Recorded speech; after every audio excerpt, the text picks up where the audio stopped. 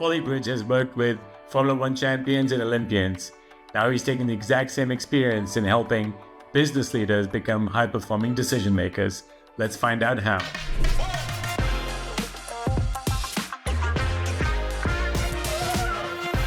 Hey Olly, welcome to the People Quotient podcast. Lovely to have you here. Great to be here. Thanks for having me. Of course. I'm particularly excited about this episode because there are two things that, two of my favorite things. One is physical health, which you're an expert in and at a very high performing level. We'll get into that in a second. But obviously a leader's professional health. And this episode brings both of them together, which makes me super excited because the whole purpose of this podcast is to really help leaders, CEOs, founders, investors, wherever they are in the world, to really excel at performance, right? Bringing tools and experts like yourselves to really give them the toolkit to improve their performance and the performance of their teams. And you've spent your entire life starting with professional athletes and helping them improve their performance. And now you've got corporate athletes that you've been doing it for years. But the idea is that the marriage of the two is what makes the person high performing, and the output of that in the corporate world manifests into great leadership. So without blabbering on too much, I'm going to hand it over to you to give us a bit of your background. And for those listening, I would say that there are some insights I know you promised at the end of the podcast of what people can go away and do. So I would encourage people to keep listening, but over to you. Yeah, let's not lose them too early, right? So look, I was really lucky. I got to start my career working with elite athletes. I worked in Benetton Formula One and Renault Formula One. And in the background, you'll see the kit that I used to wear back then in the early 2000s. I worked with British Olympic gymnast team as well, and lots of other different types of athletes. So real diverse range of athletes and so on. But when I left the athletic world and started working in the corporate world, I was just amazed at how many people just sort of screw up that rule book that we know works to get people to perform and turn up at their best over and over and over again on the athletic world. And we seem to kind of throw away the rule book. So very, very early on, I realized there was a real need. And at the same time, funnily enough, Tony Schwartz in the US was writing about this corporate athlete and how all the work he'd done in sport and what that translated to the executives that he was working with. And so I went through different corporate roles, some sort of helping organizations produce a product that was trying to help people and with their own performance,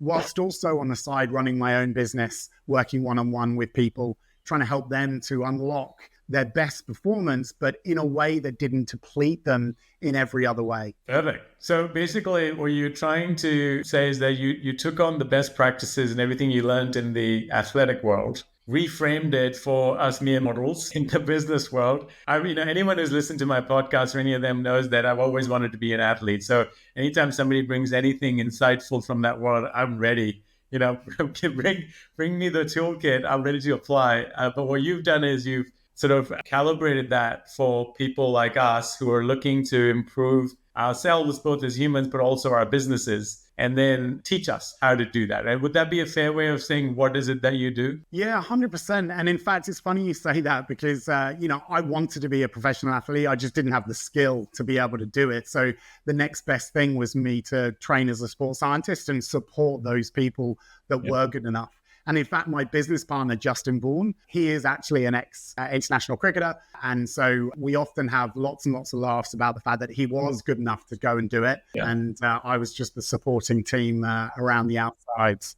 Yeah, it's funny. I have still not accepted that. So I keep trying. I still keep showing up at the gym trying to imitate a professional athlete. But I should probably, at one point, I will accept it. But for now, when you think about the notion of being physically fit, what you're saying is that us humans, us leaders, business owners, entrepreneurs, CEOs, investors, whoever you are listening to this podcast, by being healthy allows us to be high performing in whatever it is that we do. And so really, this is as much about health and business performance as it is, if not more, about developing your own personal skill set. Yeah, and really the big thing for me is to try and simplify things. We tend to overcomplicate things and instantly becomes really, really hard work. And we are just an organism that works all together. So the distinction between physical health, emotional health, spiritual health, mental health, I think is really not helping us because ultimately it all works together. And so, what I try and do is really work with people and Essentio, our business, is called Essentio because we try and boil things down to the essentials. Yeah. What are the key things that we know that will help people perform better, whatever performance they're talking about, whether that's performance as being super CEO or performance as being super dad or super mom or super brother or super mother, doesn't really matter. What we do know is that a lot of it is about energy management. Being stressed mentally is hugely taxing from an energy standpoint, but then so is going out and running a marathon. So both are using different energy sources, but it all comes from the same kitty. All of that energy is used. And then often people use it all up at work and then come home and fall in a heap and don't have any of that energy left for their loved ones or their, the things that they like to do and light them up afterwards. And so, health is different for everyone, but we can make it easier for everyone by just trying to not make it so complicated. Yeah. We're blessed at the moment with so much more access to really, really insightful data. But I've always said, we're drowning in data, but we're thirsty for insights. Because it's just data unless we build a story around it. And so Essentio uses things like Oura rings around sleep hygiene. We use DEXA scans for body composition. We use DNA testing. We use all of these modern sciences to get the data to be able to personalize the conversation we're having with the leader that we're working with. I love that. It reminds me of a conversation I recently had with one of my guests who owns a soccer team in India, and he was on Wall Street before and transitioned, so he went the other way compared to you. He went from Wall Street to sports, and what he found was he had to calibrate with his players as he coached his players and on the pitch, as not every day is game day. And how do you, to your point about energy management, how do you push really hard when it's needed? How do you then conserve the energy? What are some of the tools that you found useful that when it comes to energy management, allowing corporate athletes, for lack of a better word, to be able to find those opportunities to excel when it matters and to recover? Because that's the biggest part of training I've learned in my old age, is that I need more recovery than I need training. And so how do you calibrate that with the corporate world? Yeah, it's a great question. And it's really hard. What we know is that every single time we see an Olympics or we see a World Championships, or we unfortunately read headlines around athletes that have overtrained, and overtraining syndrome really is what you're talking about there in terms of not getting the balance of the stressor, the training protocol that they're on and the recovery protocol that they're on. My athletes didn't get faster and stronger and smarter in the gym. They did that when they slept, when they recovered. And so the simplest thing is to say overtraining syndrome in the athletic world is a bit like burnout in the corporate world. And when you talk to athletes that have overtrained, it's the same as when you talk to executives that have burnt out or suffered burnout. Ultimately, they got these little signals from their body months ago, but they ignored them. They were eyes on task. They had lots of things to do. So they ignored all of these little signals that the body was giving them. And that's where the danger is. When we find we open some space, when we allow ourselves to listen to our body, that's when most people can find time because they prioritize it, because they know, actually, pattern recognition here tells me if I don't jump on it at point easy, I'm going to have to deal with it when I get to point crisis. Yeah. And so our job, and the best thing about being with elite athletes is that there's a team of people like me looking at every biomarker all the time to try and get into the athlete early, right? And most of the corporate athletes that I now work with, they don't have the advantage of having a whole team of sports scientists around them. So Essentio really becomes that support network for that person to say, hey, we've looked at your sleep hygiene, we've looked at certain biomarkers that are important to you, and things aren't moving in the right direction. So let's get in there early at point easy and not wait. I love that. I think the other thing that you highlight there is the athletes are also very bio-aware, right? I'm talking about the professional sports athlete. They know what's happening within their systems because they've had years of training and tuning into how they feel. I remember some of my coaches back in the day when we show up, it's like, how's the body feeling? And while that question early on was like, that was a strange question. What it was training me and others to do was to really recognize how you were feeling in that moment. How much do you have to give? Are you ready to train? Have you? And I think it was a very simple question that actually allowed us to reflect. So when you work with corporate athletes and executives, when you specifically talk about burnout, how does that self-awareness manifest itself or lack thereof? Like, what are the places where, if I'm listening to this and I'm like, well, I know what burnout feels like, but boy, would it be nicer if I'd known if it was coming? Like there's no physical pain signal. Yeah, so it's a really interesting thing that you say you've had that lived experience of a coach taking time and care to say to you, how are you feeling? What do you specifically need today? I've got this training plan and it's periodized beautifully and I know what we should be doing, but actually what we should be doing is what's right for you. I created this three-legged stool and the visualization of this three-legged stool was really important for my athletes. And so the stool for my athletes was exercise, the physical activity program that they were on, the training load that they were on, the recovery that they were having, and the nutrition and the fuel that we were giving them. So nutrition, exercise, recovery. Those are the three legs. And I'll let you in on a secret. It's exactly the same visualization tool that I use today with the corporates that I work with. That three-legged stool, when they first wake up in the morning, to visualize that stool and actually listen to the signals that their bodies are telling them, hopefully does allow them to be a little bit more perceptive to some of the signals that the body is showing them. Then if you overlay as well information from wearables like the Oura Ring or whichever Whoop or Apple Watch or whatever you're wearing, we've got so much telling us information and so much noise that sometimes it's the difficulty of getting the signal from the noise that's the problem now.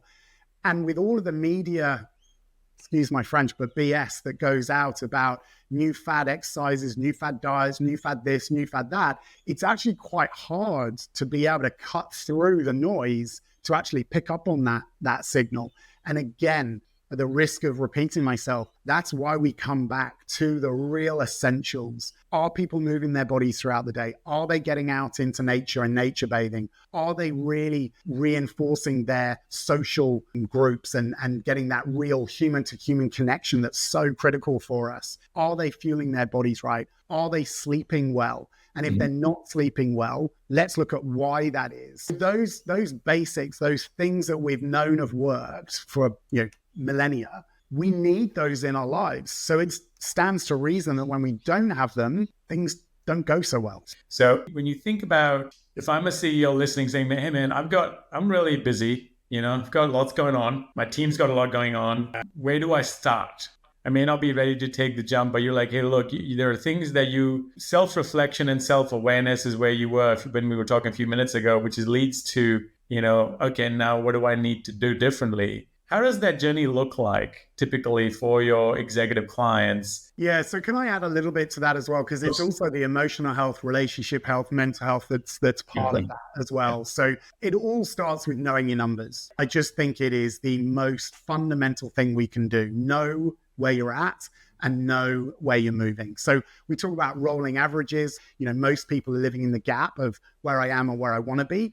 And we need to get people living in the gain, which is where I am now versus where I came from. Well, you can't live in that gain unless you know where you've come from. So baseline numbers. So getting data on mental, physical, emotional, relationship, all of the health biomarkers for the individual. So knowing where they are, so it can be hyper personalized. So we need to really understand the person that we're working with, down to their most significant relationship, to the way they're dealing with stress in their life. Because you said in the question, I'm a really busy person, so I need to know where to start. Well, the important thing for me is to go back a step and say, yes, I know you're busy. So I want to make sure that you're going to put some effort into the thing that's going to have the biggest bang for your buck. Because if we can get, most of the people we work with are really, really data hungry. So they're very analytical. We need to show them data to prove that their effort is being rewarded. And so by getting the baseline data, we can then work with them on the 2 or 3 top things for them as an individual that we know the science shows will have the biggest impact for them individually. Now, to be able to answer your specific question, let's take a particular archetype that we deal with quite a lot. They're carrying excess weight, they're under-muscled, they're overstressed, and they're not really loving life at the moment. So every time someone in this scenario consumes food, they go out and move their body outside, because it does a number of things. When they consume that food, when they go and move their body, they use up some of the energy, get their muscles to suck up that glucose and reduces their glucose and therefore their insulin spikes. But it also gets them out in nature, which we've got hundreds of years of data now to prove that humans do better when we see nature. We've got data that shows that patients recover better. We've got data to prove people are more effective when they've got natural light coming through a window. We know that nature's a really important part. So moving their body in nature, plus they see the sun at multiple times after breakfast, after lunch, after dinner. And Huberman's been talking about this for a decade now. And that helps us reset their circadian rhythm, which means they get a better night's sleep, which means they make better decisions the next day. It just starts with that simple change for that particular archetype. No, I think it's a simple examples that come to mind as you were speaking. You know, we've all gone through this unwanted thing called COVID, and the hundreds of thousands of stories where people have said, you know, once they decided to get out to go for a walk, they just felt better. And maybe we all needed the reminder of like what outdoors does for us, right? Yeah. That fresh air that you're describing. And I think a lot of executives that I know were forced to take meetings while walking, you know, on a phone call. We're forced to do some thinking. We're forced to actually walk with a teammate. And they've carried on doing that since COVID. And what that has done is it not only, as you say, re-energizes you, it also creates opportunities to revitalize some of the relationships that you got. And so it goes back to your point about it's not just about the physical, it's the mental, the emotional, the spiritual. I think there are so many benefits. And that's just one example that was coming to my mind is like hard to do. We've actually already done it. A lot of us have had to do it.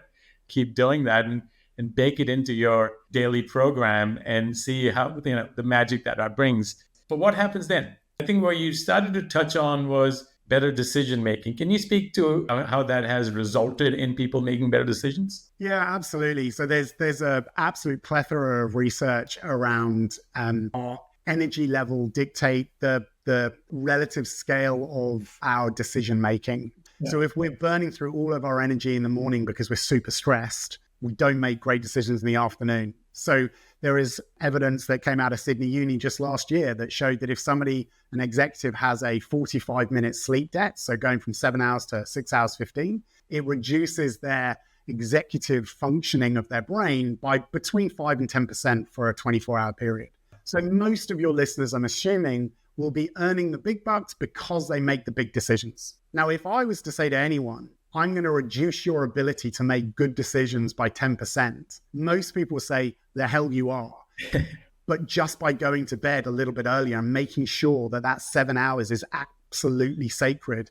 One of the things I tell my clients is if we think about going to the gym, we do a warm-up before we go to the gym. We've got to start thinking about sleep as an active process, not a passive process. And the way we warm up for sleep is our sleep hygiene. How are we telling our body that we're safe, that we need to be in that rest and recover phase, not that fight or flight? And so how we modulate our arousal, which, you know, if I go back to my athletic days when we were working with athletes, if they woke up at 5 a.m. in the morning and they weren't racing until 5 p.m., all of that anxiety could burn through all that energy that they were going to rely on when it was 5 p.m., but it was all used. Yeah. So I had to regulate their arousal by helping them with breath work and visualization tools to help make sure that when they turned up, they had the energy they needed. It's exactly the same with the executives that I work with now. How do we help them modulate their arousal appropriately for what they've got to do. And so we know the brain works when it wants to be really, really creative. It works better when you're in rest and recover mode, not fight or flight. When we're in fight or flight, it's the gross motor movements and it's our reptilian brain that is just making quick decisions, not waiting to say, actually, should I rethink this? When we're in rest and recover, we feel safe. We can come up with new ideas. There's plenty of evidence around how we can control that. And so the evidence or the payoff, as you're talking about, of being able to control your energy and when you're spending your energy and when you're saving your energy is about making better decisions. Plus, also, almost more important than all of this is this sends really, really important messages to the rest of your organization and the rest of your team. We catch things from other people.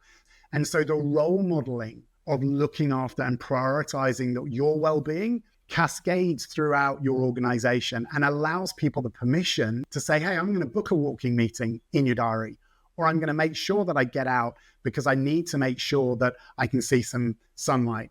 That role modeling is why we put so much emphasis on working with the top of the organization, because the rest of the organization really benefit from it too.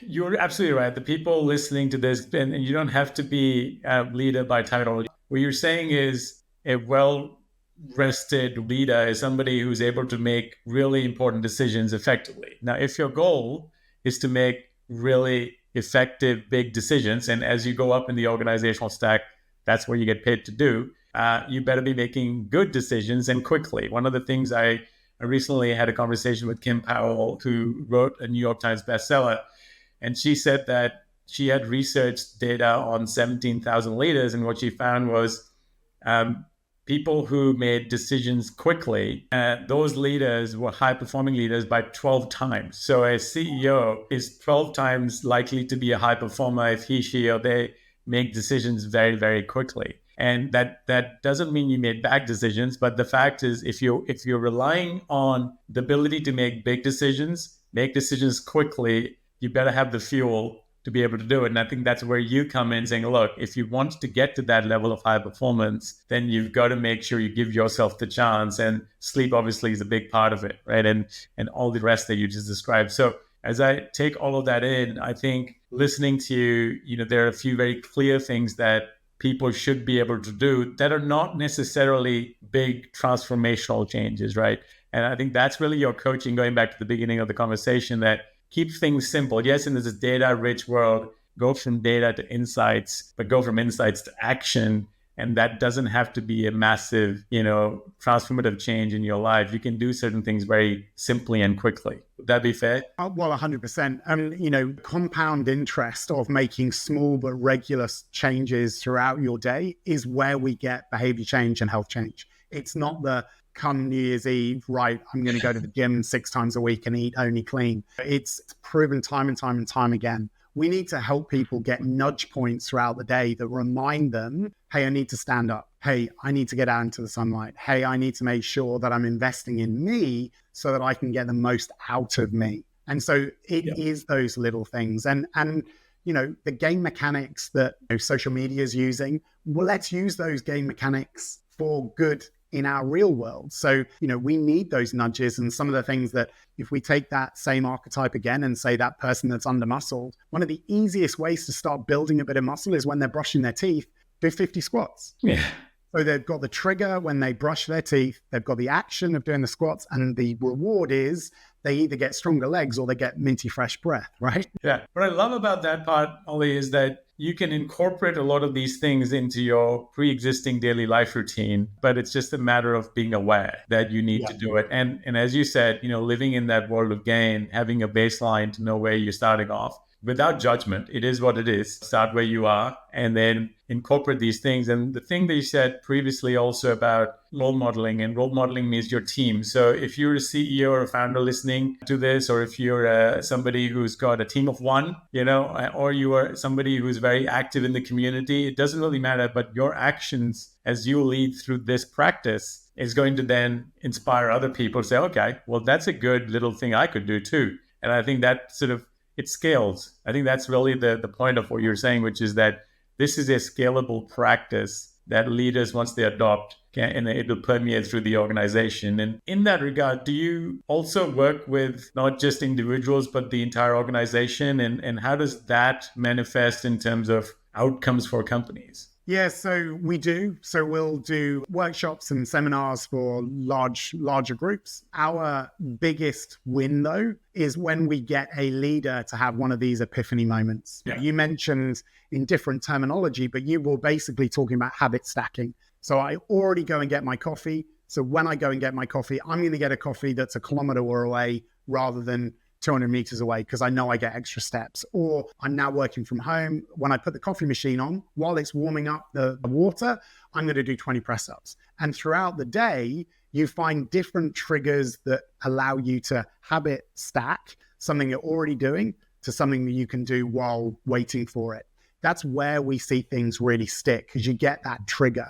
And so one of the things that we've talked about a number of times in this role modeling side of things, it hit the press maybe about 10 years ago with the CEO of PepsiCo saying, when I leave loudly. And I love this phrase, leaving loudly, because the more we can be vulnerable around this thing that we talk about life. Life is a team sport. We've got to bring people with us. And so when we're going through these journeys, let's bring some people with us. Let's leave loudly in this CEO's term was when they were going to watch their kids' dance recital or whatever it may have been of that day, they would let everyone in the office know that's what they're going to because it gives them permission.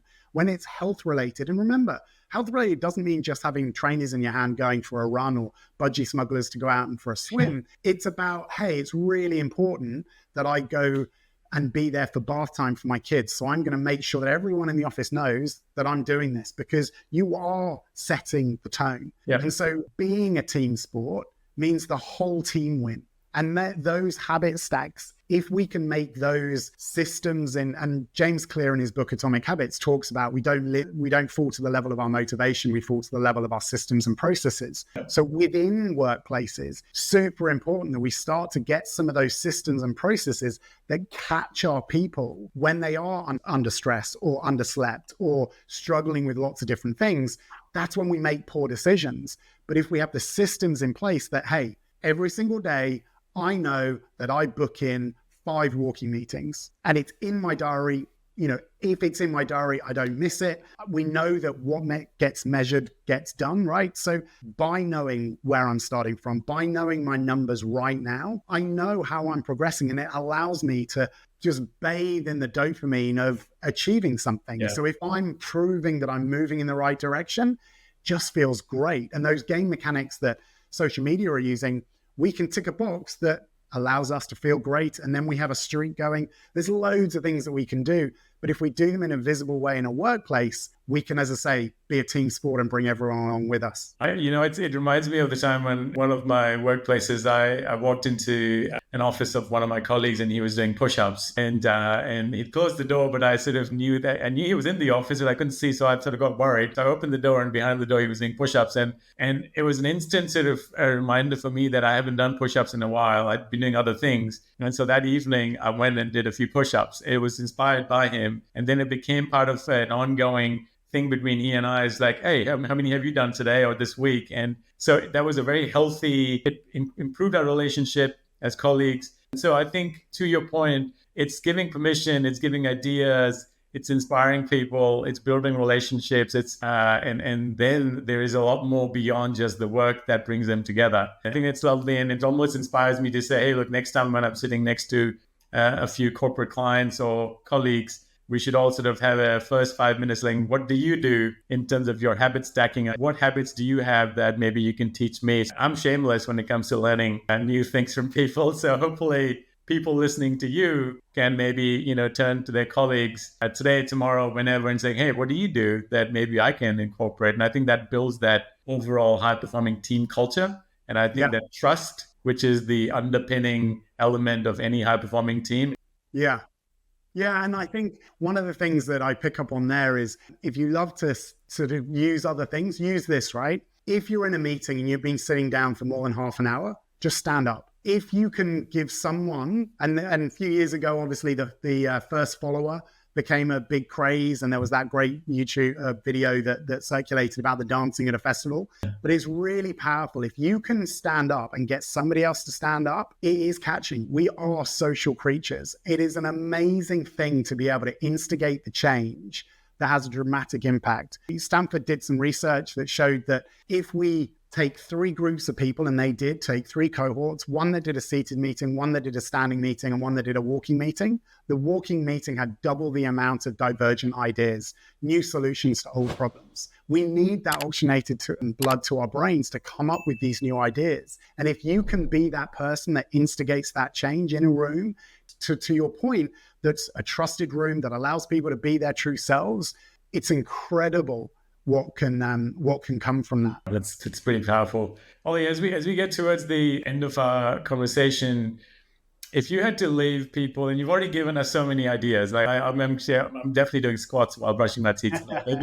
Maybe there's but that said, what would be your counsel of, 1 or 2 things that people could do right away, in terms of best practice that would lead them to, whether it's better decision-making, better personal health, but overall as a better high-performing individual? And what are maybe 1 or 2 things they should stop doing? Because sometimes eliminating actually increases value. Yeah, so the first big do is really making sure that you're prioritizing recovery as much as you are work. If athletes can teach us anything, it's about making sure that balance is right. And I just don't see that being done in the corporate world. So the simplest and easiest way to do that starting tonight is to view sleep as an active process that you've got to get ready for. So making sure that your room is cold, dark, and quiet, making sure that if you're sort of closing your laptop lid at midnight with a passive aggressive email, it's not sending the right signals to your body and your brain.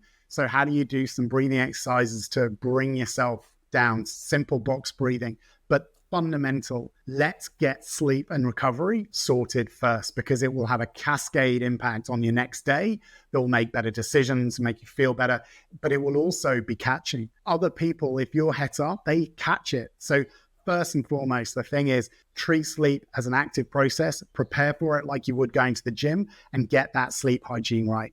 That is by far and away the first step, I would say, that people can really do. And don't overcomplicate it. If it's good for you, great, but you've got to prepare. It's an active process, like I say. And I guess the don't ignore those signals that your body is giving you. If you can pick up at point easy rather than waiting for point crisis, you are ahead of the game. So don't ignore those, and don't prioritize short-term business wins for long-term success. We need to make sure, and we sometimes see it in tournaments, right? A team plays out of their skin in the quarterfinals or the semis, and then they've got nothing left for the finals. What's your final going to be? What are you building towards? And trying to make sure that you're actually getting to the point where you're knowing consciously where you're placing your bets, and your bets are your energy. So where are you placing those bets? Really do that cognitively and consciously, not letting it just be some cortisol roller coaster that you jump on first thing in the morning when you jump on Instagram, and then you don't get off it until the end of the day. Love it. I think the one word that keeps coming up as you're talking is prioritize, right? You're prioritizing your sleep, but in a way that's an active part of your existence, and you're like really getting in the mode as you're describing it. And then prioritize how you're going to deploy your energy, where you're going to deploy it, by looking at long-term gains. And I think that's also a priority, because some people do prioritize short-term. And I think that's what leads to quicker burnouts.